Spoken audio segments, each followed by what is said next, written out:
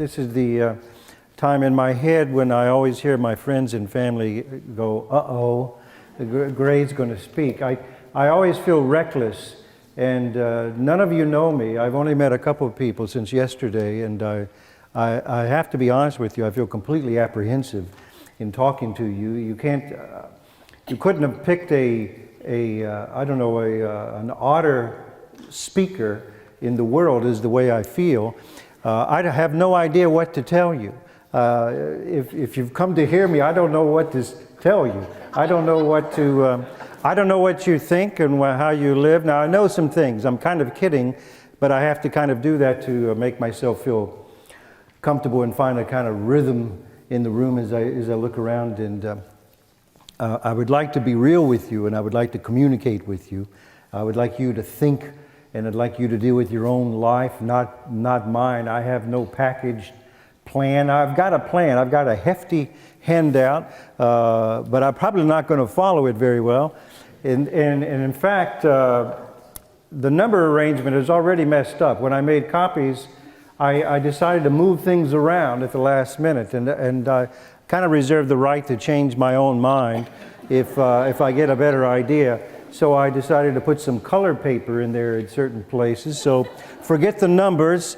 Colors, I think, order the world a lot better than numbers anyway. So I'll give you a little taste of this handout. It's also a little reckless to start talking after centering prayer, after we've been quiet.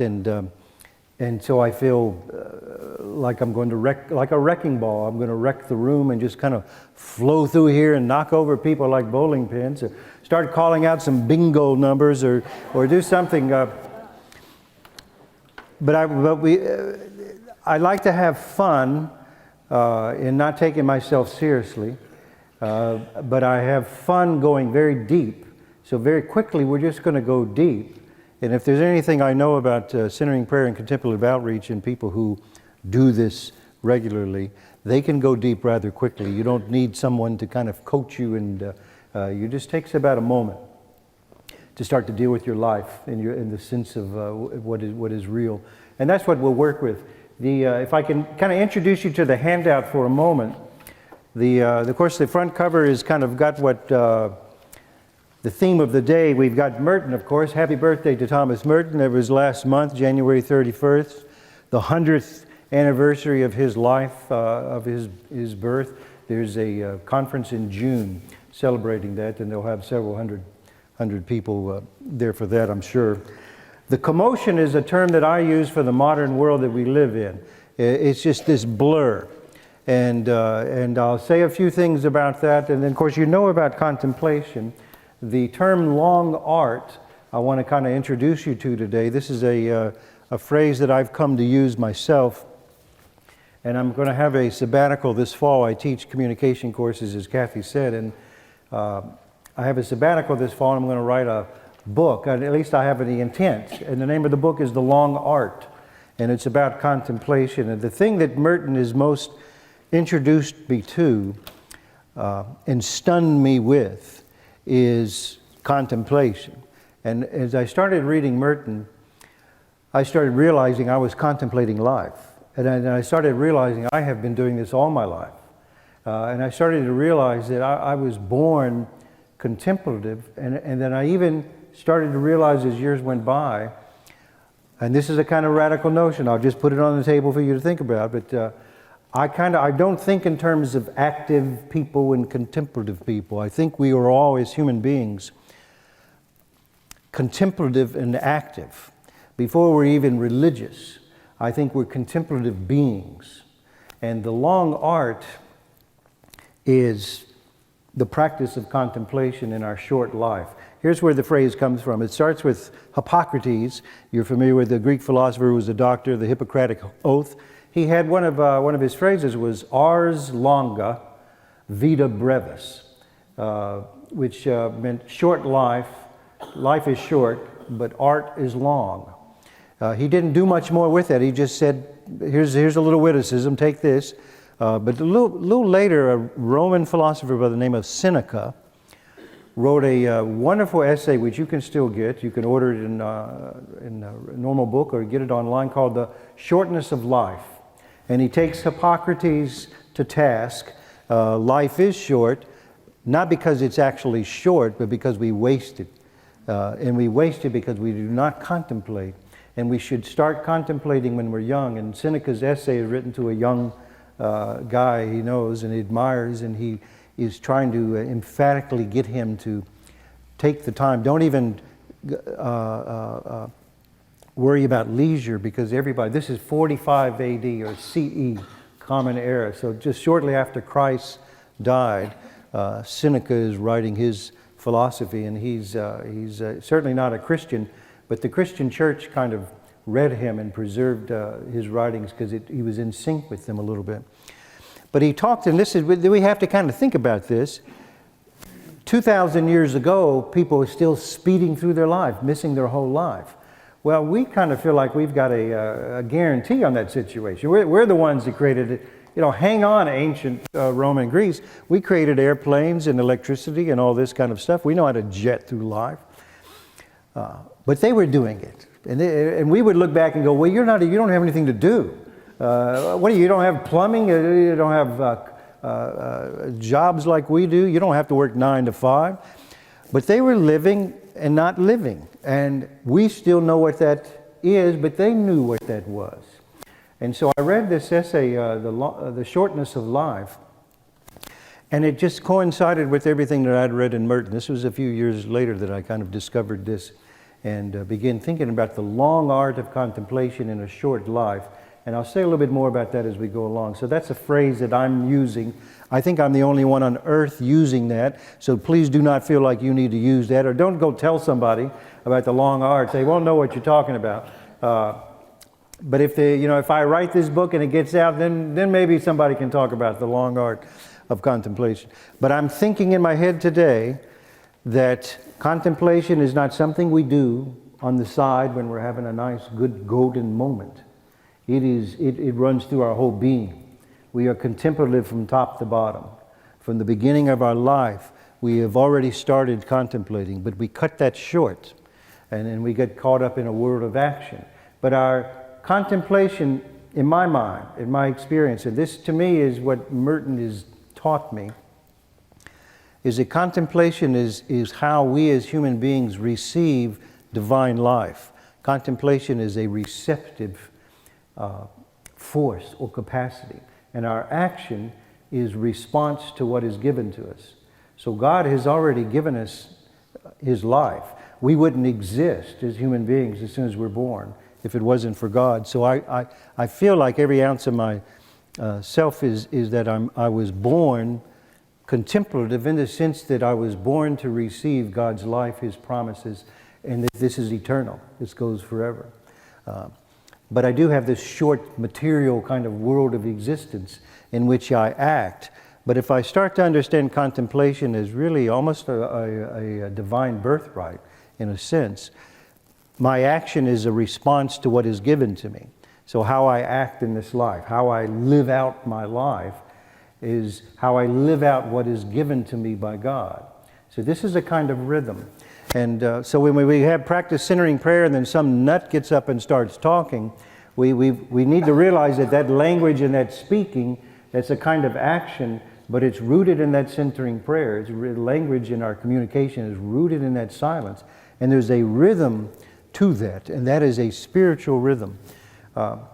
Yesterday I met Joe and Tony and Father Jim, and Father Jim has been very patient with me.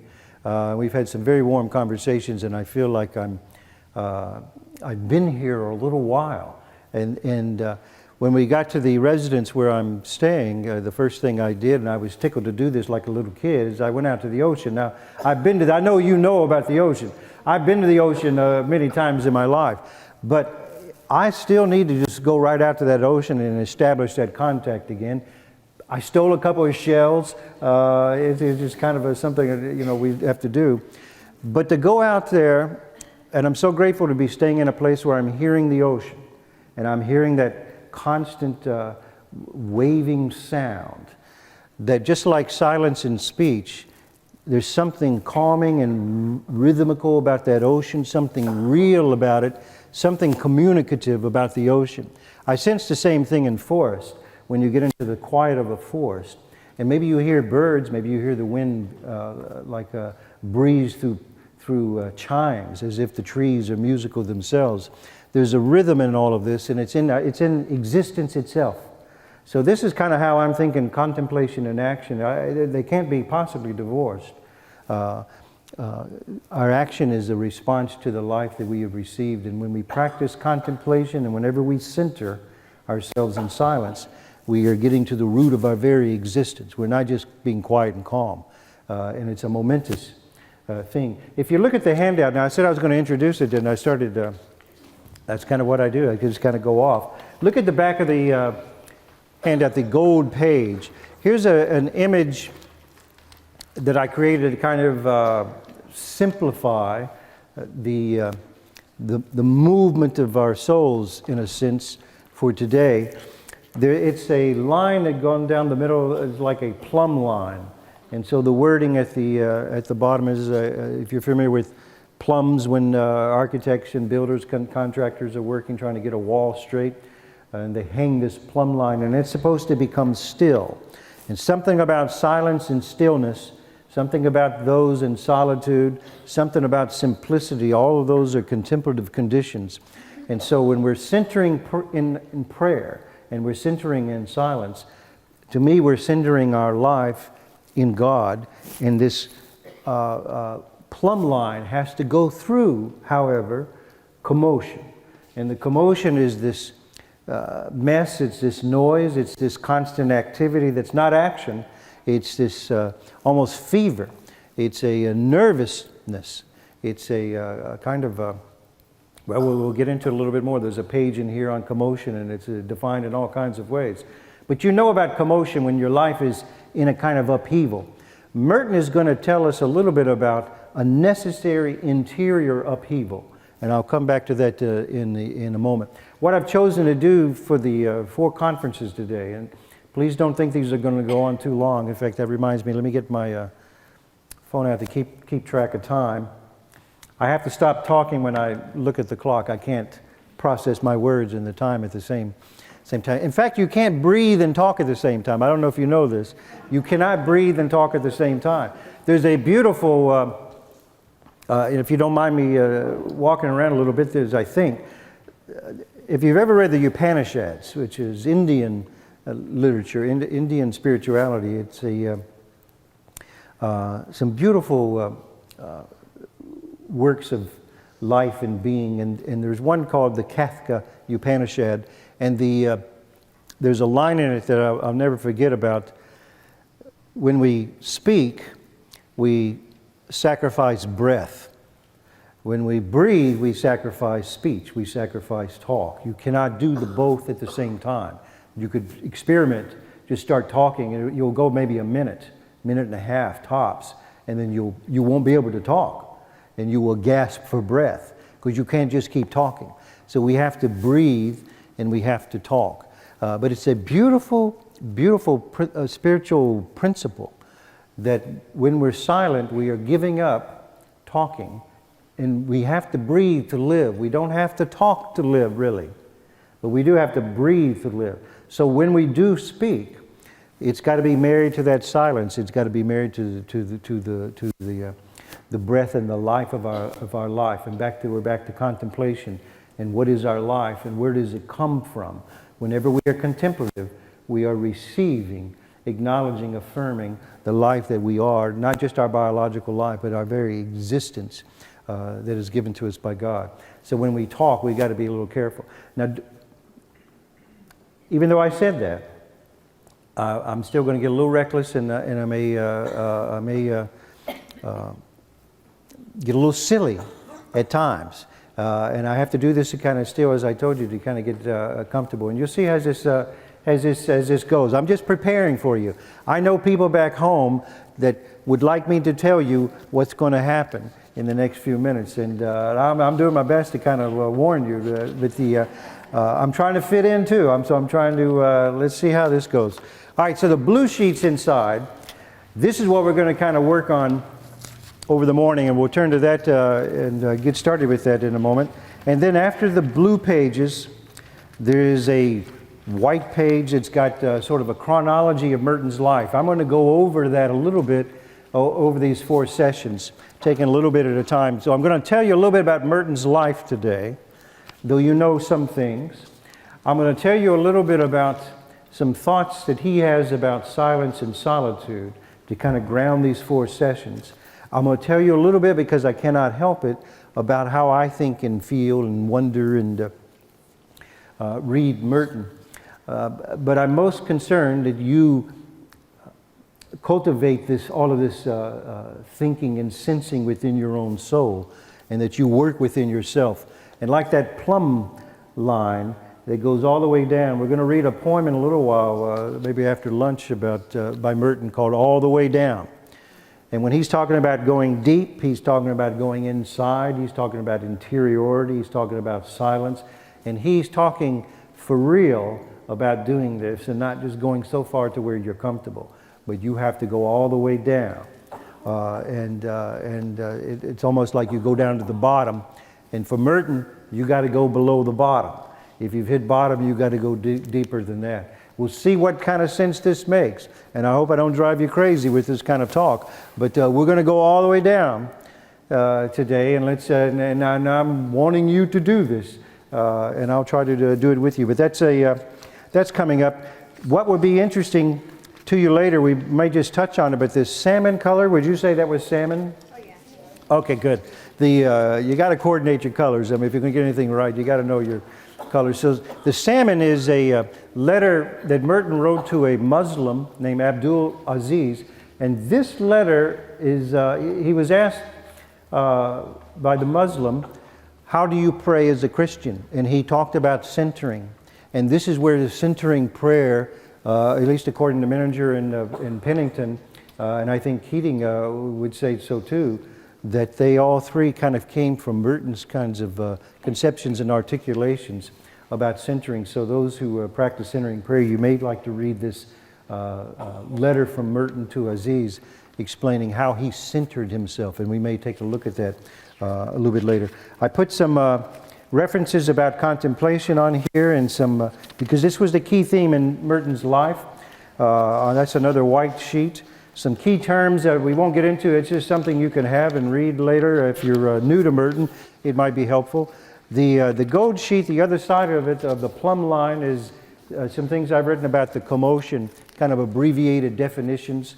So that's what we're kind of looking at. The first 2 white pages are blank at the back, so if you think of any thoughts you want to write down to yourself, not something I'm saying, it's something that you're thinking, please do that.